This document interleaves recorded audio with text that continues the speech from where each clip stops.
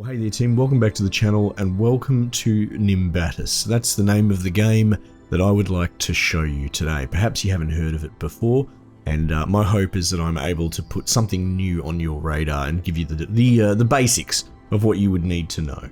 Essentially, it's developed by Stray Fawn Studios.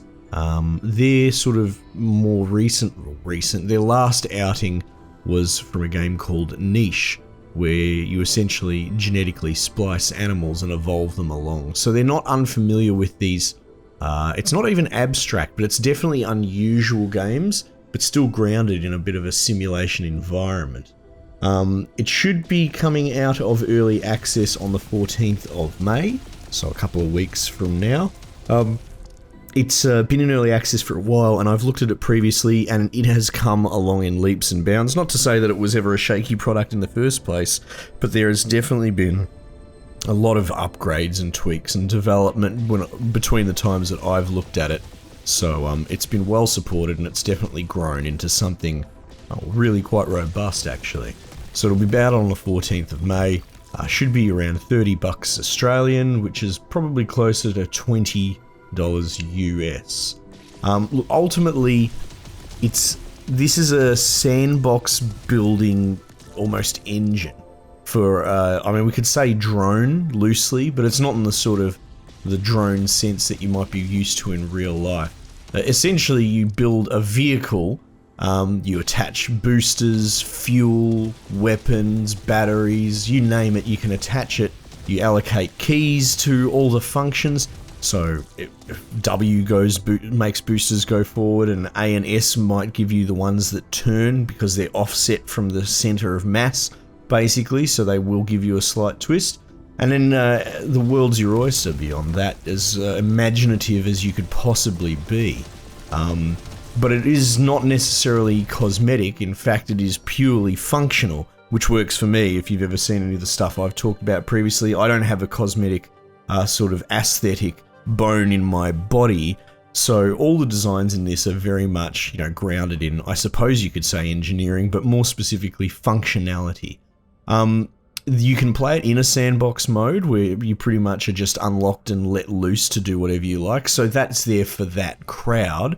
But then there is a not insignificant amount of people, such as myself, that flounder in a sandbox and don't love that sort of open-ended, make your own mission. For some people they thrive, and others like myself, I get a bit bored.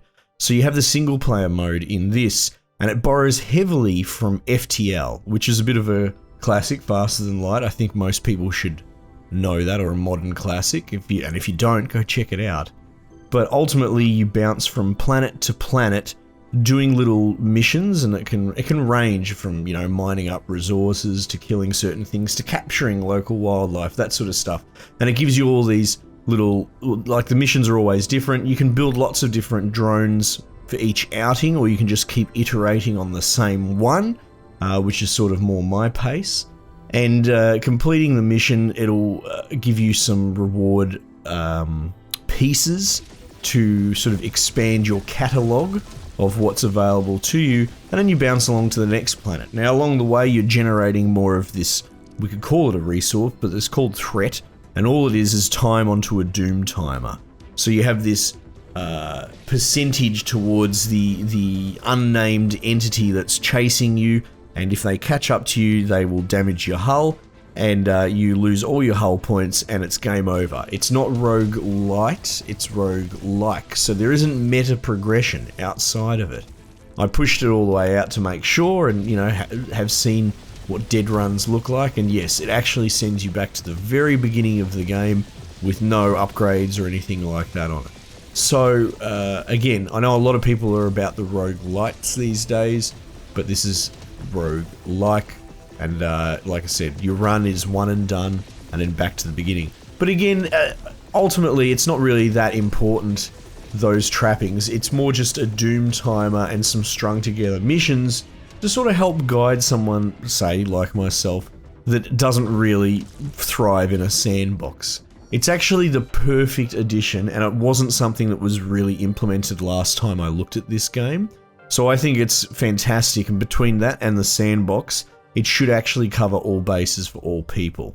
The system is very accessible and very easy to use.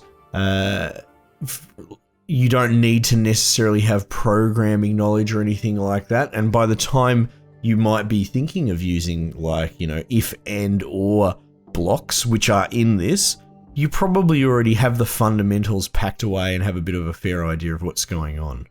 You have all sorts of different environments on different planets, so you might find yourself on like an ice planet, and it starts, parts of the environment and enemies that you fight frost up your ship, and then that locks out components, and all of a sudden you're free falling towards the center of the planet.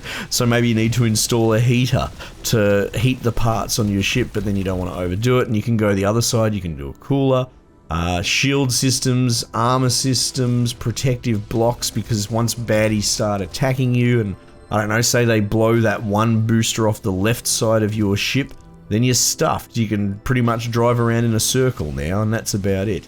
So there's a real lot to consider, but it is delivered and packaged in such a way that you should never really be overwhelmed. And I think I'm a fair watermark for this. While I do like a good engineering sort of game, and I like getting into complex problem solving, something like this usually actually pushes me away. This really open-ended programming design sort of puzzle is not normally actually my thing, but I've really enjoyed my time with this so far. The content is pretty much bottomless, and it ratchets up very quickly, and it does get your brain twisting, but unlike your traditional sort of puzzle, where a puzzle has one solution, this it's endless. It's a problem instead of a puzzle, and you get to apply your own cognitive, you know, process or dissonance or whatever you want to call it to try and fix it. Look, anyway, guys, I just wanted to raise that. I've been playing a little bit of this. It's coming out. I mean, you can pick it up now in early access if you don't want to wait anyway. I don't think it's going to change that much, to be perfectly honest, between the early access and final product. But again, just wanted to put something on your radar that maybe you hadn't heard of before. Anyway, team, might just leave it there for the time being, and I will catch you guys on the next one.